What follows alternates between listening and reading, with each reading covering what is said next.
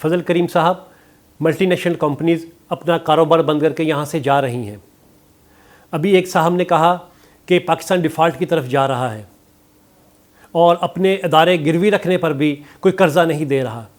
اس کو آپ کیسے دیکھتے ہیں؟ ملٹی نیشنل کمپنیز تو جا ہی رہی ہیں. ہم نے دیکھا کہ پاکستانی کمپنیز جو ہے وہ اپنا کاروبار بنگلہ دیش اور دوسرے ممالک میں لے گئی ہیں، شفٹ کر گئی ہیں. اس سارے معاملات کو آپ کیسے دیکھتے ہیں کہ بہتری کیسے آئے گی؟ دیکھیں، پاکستان میں پچھلے چند سالوں سے ایک اکنامک کرائسس آیا ہے. اسپیشلی کووڈ کے بعد سے اگر آپ دیکھیں گے تو پاکستان کی اکنامک کنڈیشن جو ہے وہ ڈیٹوریٹ ہو رہی تھی. اچھا، یہ جہاں تک آپ نے ملٹی نیشنلز کی بات کی نا، دیکھیں ملٹی نیشنلز جو فورن ڈائریکٹ انویسٹمنٹ جس کو موسٹ پیمپرڈ چائلڈ کہتے ہیں، وہ آج تک پاکستان میں کبھی بھی بڑے کردار میں ان نے اپنا بڑے رول نہیں نبھایا. تو ان کا جو ہے کیا کہتے ہیں، وہ آتے ہیں ادھر جہاں پہ سیفسٹ ان کو انوائرمنٹ ملتی ہے، جہاں وہ کیپٹل کو لاتے ہیں اور پھر اس کو 100% ریپیٹریٹ کرتے ہیں، لے کر جاتے ہیں. تو وہ جو ہیں ان کی فلسفی ڈیفرنٹ ہوتی ہے. وہ ذرا بھی ٹرموائل کے اندر رکنا نہیں چاہتے، وہ اپنے کیپٹل کو باہر نکال کے چلے جاتے ہیں. یہاں تک آپ نے لوکل بزنس مینوں کی بات کی، ہاں یہ ٹرینڈ بالکل دیکھا جا رہا ہے کہ تھوڑی سی مایوسی ہوئی ہے. اور وہ مایوسی اس واسطے ہوئی ہے کہ دیکھیں پاکستان پہ سب کو بھروسہ ہے. سارے بزنس مین ان کو یہ پتہ ہے کہ جو پاکستان میں بزنس کرنے کی اپرچونٹیز ہیں اور عزت سے اپنا روٹی روزی کمانے کی اپرچونٹی ہیں، وہ باہر ملکوں میں اتنی لوکریٹو نہیں ہیں جتنی ہمارے ملک میں. لیکن اور وہ یہاں پہ کام بھی کرنا چاہ رہے ہیں اور انویسٹمنٹ بھی کرتے ہیں، لگا رہے ہیں. لیکن ابھی جو ریسنٹ ٹرینڈ ہوا ہے وہ پولیٹیکل انسٹیبلٹی پہ زیادہ تر لوگ جو ہیں وہ کہتے ہیں یار ہم اس ملک میں رہنا چاہتے ہیں، کام کرنا چاہتے ہیں، بٹ کوئی صورتحال واضح اچھی ہوتے ہوئے نظر نہیں آ رہی. وہ میں کہتا ہوں وہ شارٹ سائٹڈنس ہے. ملک پہ تکلیف آتی ہے، ملکوں پہ بحران آتا ہے. کون سی ایسی کنٹری ہے جس کی اکنامی جو ہے وہ کسی بھی ایک وقت میں کوشچن مارک میں نہیں آئی ہے، ڈیفیکلٹی میں نہیں آئی ہے؟ تو میں اپنے سارے بھائیوں سے یہی کہوں گا کہ کیونکہ ہمارے ملک کو اللہ تعالیٰ نے اتنے وسائل دیے، یہاں اس مشکل سے بھی ہم نکلیں گے. اور وہ ہمت سے کھڑے ہوئے بھی ہیں. جو لوگ جا رہے ہیں یا جو چلے گئے ہیں ان کو میں یہی کہوں گا کہ وہ واپسی آئیں گے انشاءاللہ، آپ دیکھیں گے. اور یہ بس صرف ان کو ایک مایوسی یہ ہے کہ جب مسئلے اتنے ہیں اکنامکلی، اس کے اوپر جب پولیٹیکل ایشوز بھی آ جاتے ہیں، انسٹیبلٹی آ جاتی ہے، کبھی کوئی خبر آ رہی ہے، کبھی کوئی خبر آ رہی ہے، کبھی کچھ ہو رہا ہے، کبھی کچھ ہو رہا ہے، تو اس وجہ سے وہ کہتے ہیں کہ یار یہاں پہ جو ہے اپنا بزنس کو اس وقت موو کر جاؤ. تو میں سمجھتا ہوں کہ یہ تھنکنگ، یہ ٹرینڈ جو ہے یہ ٹھیک نہیں ہے. لیکن آپ کو یہ بھی خوشخبری ہوگی کہ جتنے majority of the business houses ہیں اور بزنس مین ہیں، ان کا ابھی بھی پاکستان میں کمپلیٹ فیتھ ہے اور انشاءاللہ تعالیٰ وہ پاکستان میں اپنا کردار بھی نبھائیں گے اور پاکستان اس مشکل سے نکلے گا. فضل کریم صاحب، کیئر ٹیکر گورنمنٹ نے، یونس دھاگا صاحب منسٹر تھے، انہوں نے ہمارے جو پراپرٹی کے کھاتوں کو ڈیجیٹل یا اس کو کہیں آن لائن یا کمپیوٹرائز کرنے کی کوشش کی اور بہت محنت کی اور وہ اس میں کامیاب بھی ہو گئے. انہوں نے کر کے ایکٹیو بھی کر دیا. جیسے ہی نئی گورنمنٹ آئی، جمہوری گورنمنٹ آئی، تو انہوں نے وہ کام آگے بند کر دیا. آپ اس کو کس طرح دیکھتے ہیں؟ کیونکہ بلڈر حضرات کی یہ بہت پرانی ڈیمانڈ ہے کہ کھاتوں کو کمپیوٹرائز یا ڈیجیٹل کیا جائے. تو آپ کیا کہیں گے کہ ڈیجیٹل کرنے سے کیا کوئی ملک اور قوم کو فائدہ ہو سکے گا؟ دیکھیں، آپ نے ڈیجیٹلائزیشن آف لینڈ ریکارڈ کی بات کی ہے اور میں سمجھتا ہوں کہ یہ یونس ڈاگا صاحب کی بھی آپ نے مثال دی کہ وہ انٹرم گورنمنٹ میں منسٹر تھے اور ان نے ڈیجیٹلائزیشن آف لینڈ ریکارڈ پہ بڑا کام بھی کیا اور ان نے اس کو لانچ بھی کیا. اور جب انہوں نے لانچ کیا تو انٹرم گورنمنٹ کا جو ہے وہ ٹینیور پورا ہو رہا تھا اور الیکٹڈ گورنمنٹ جو ہے وہ ان پلیس آنے والی تھی. تو میں سمجھتا ہوں یہ جو یونس ڈاگا صاحب کا سٹیپ تھا یہ بہت ہی فائدہ مند سٹیپ تھا اور پوری دنیا کے اندر، اور اسپیشلی اگر آپ دیکھیں تو آباد بھی اس بات کی تکلیف کا اظہار کرتا ہے، دوسرے لوگ بھی کرتے ہیں کہ ہمارے لینڈ کے جو ریکارڈز ہیں اس کی اتنی کلیئرٹی نہیں ہوتی. اور آپ دیکھتے ہیں ڈوئل اونرشپ نکل رہی ہے اور کبھی کوئی یہ ڈاکیومنٹ مسنگ ہے، کبھی کچھ. تو اس کا بہترین حل یہی تھا کہ ہم ڈیجیٹلائزیشن کریں تو میری پریزنٹ گورنمنٹ کو یہی ریکویسٹ ہوگی کہ جو پروجیکٹ جس پہ اتنا خرچہ ہوا اور جس پہ اتنا کام ہوا آپ کائنڈلی اس کو ریوزٹ کریں. اگر اس میں کوئی باٹل نیکس ہیں جو اگر آپ نے دیکھے ہیں یا کوئی ایسی بات ہے جس کی وجہ سے کوئی رکاوٹ آ رہی ہے تو آپ اس کو سسٹم کے اندر اس کو تھرو کر کے اور اس کو امپلیمنٹ کریں.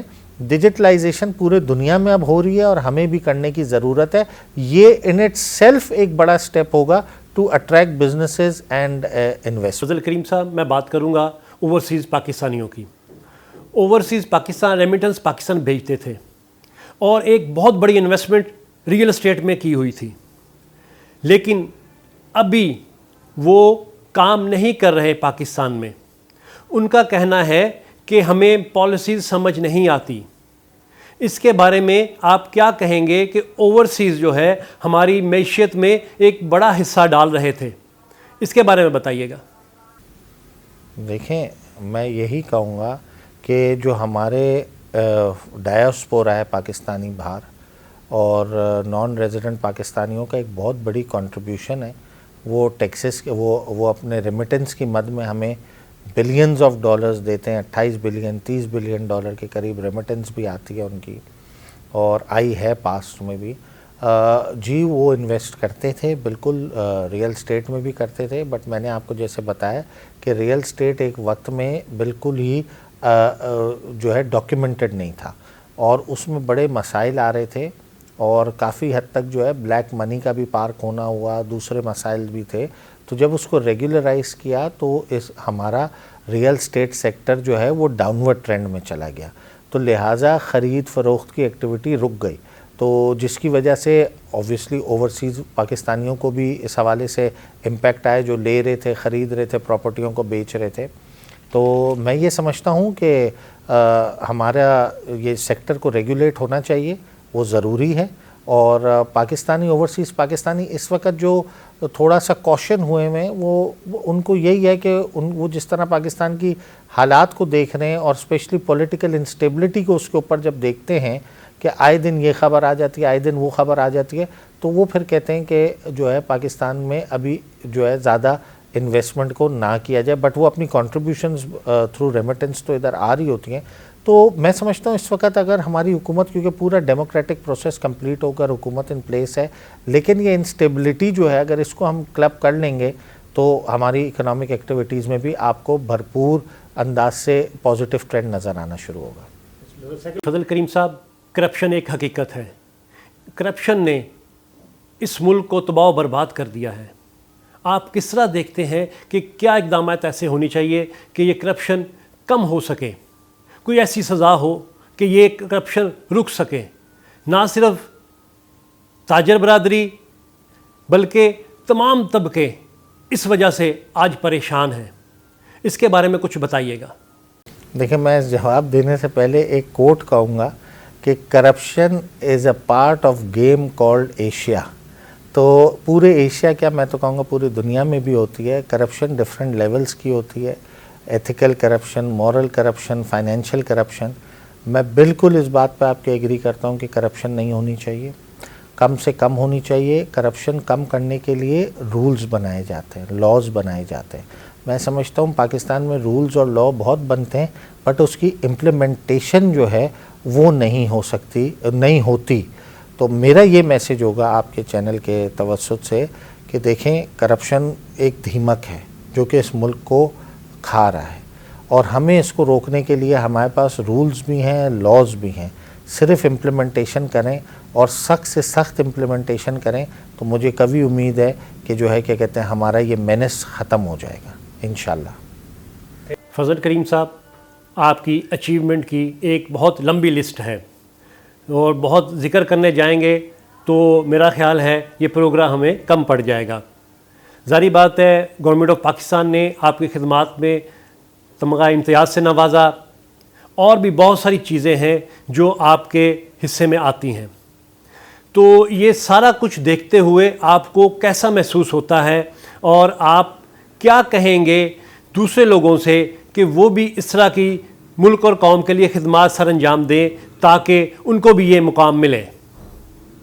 جی سب سے پہلے تو اللہ تعالیٰ کا شکر ادا کروں گا اور ماں باپ کی دعائیں تھیں پیرنٹس کی گائیڈنس تھی، والد صاحب کی، بڑے بھائی کی، اور ہم نے ہمیشہ اس ملک کی خدمت کی ہے اور ملک کے لیے ہی سوچا ہے. نہ کوئی ڈوئل پاسپورٹ رکھا، نہ کہیں باہر انویسٹمنٹ کی. جو کچھ بھی ہے ادھر ہے. 3 جنریشنز ادھر ہی بریڈ ہیں، ہم لوگ بھی ادھر ہی رہیں گے. اور میں نے ہمیشہ ایک میسیج یہ دوں گا کہ یہ اعزازات، یہ تمغے، یہ سول میڈل، یہ ساری چیزیں جو ہیں یہ تب ہیں جب آپ ہمارا ملک ہے. تو ہمیں اپنے ملک کے لیے کرنا چاہیے. مایوسی جو ہے میں اس کو کفر سمجھتا ہوں جی، مایوسی نہیں ہونی چاہیے. جیسے بھی حالات ہیں، جو بھی ہیں، یہ دیکھیں یہ ہماری ماں ہے، یہ ہمارا گھر ہے. آج اگر ہم اس کو چھوڑ کے چلے جائیں گے تو کون اس کو ملک کو چلائے گا؟ ہمارے آب و اجدادوں نے قربانیاں دی ہیں اس ملک کے لیے، خون کے نذرانے دیے ہیں. آج بھی ہماری افواج پاکستان ہر روز ماں اپنا ایک بیٹا کھو رہی ہے کہ اس ملک کا پرچم کبھی بھی نیچے نہ ہونے پائے، ہمیشہ فلائی کرے اور اوپر کی طرف فلائی کرے، تاکہ پورے قوم اور پورا دنیا اس کو دیکھے کہ Pakistan is a dynamic and progressing country. تو ہمیں اس ملک کے لیے کام کرنا چاہیے. مشکلات ہر جگہ آتی ہیں. آپ کے گھر میں بھی اگر مشکلات آتی ہیں تو آپ کے گھر چھوڑ کے چلے جاتے ہیں. آپ کو عزم کے ساتھ ملک کے لیے کام کرنا چاہیے. میرا میسیج یہی ہوگا یوتھ کو بھی، بزنس ہاؤسز کو بھی، میرے کولیگز کو بھی، کہ پاکستان ہے تو ہم سب ہیں. پاکستان میں حالات خراب ہیں، بالکل ہیں، لیکن ہم ہی نے ان کو ٹھیک کرنا ہے. کوئی باہر سے نہیں آئے گا ٹھیک کرنے. تو آئیں، اس ملک کو مضبوط سے مضبوط تر کریں. اپنی آواز کو بلند ضرور کریں، لیکن پروگریسو کرٹیسزم کریں اور ملک کے لیے کنٹریبیوٹ کریں. اور جب کنٹریبیوٹ کریں پھر آس کریں کہ آپ کا ملک نے آپ کو کیا دیا. یہ نہ کریں کہ ہم ٹیکس نہیں بھرنا چاہتے کیونکہ ہمیں کچھ نہیں ملا. یہ نیگیٹو باتیں، اس سے کوئی بات پازیٹیو نہیں نکلتی. فضل کریم صاحب، آپ کا بہت بہت شکریہ کہ آپ نے اپنی مصروفیت سے ہمیں ٹائم دیا. اچھا ناظرین، علی عمران اور تمام ٹیم کو اجازت دے. جلد حاضر ہوں گے نئے پروگرام، نئے عنوان اور نئے مہمان کے ساتھ. اللہ حافظ. پاکستان زندہ باد.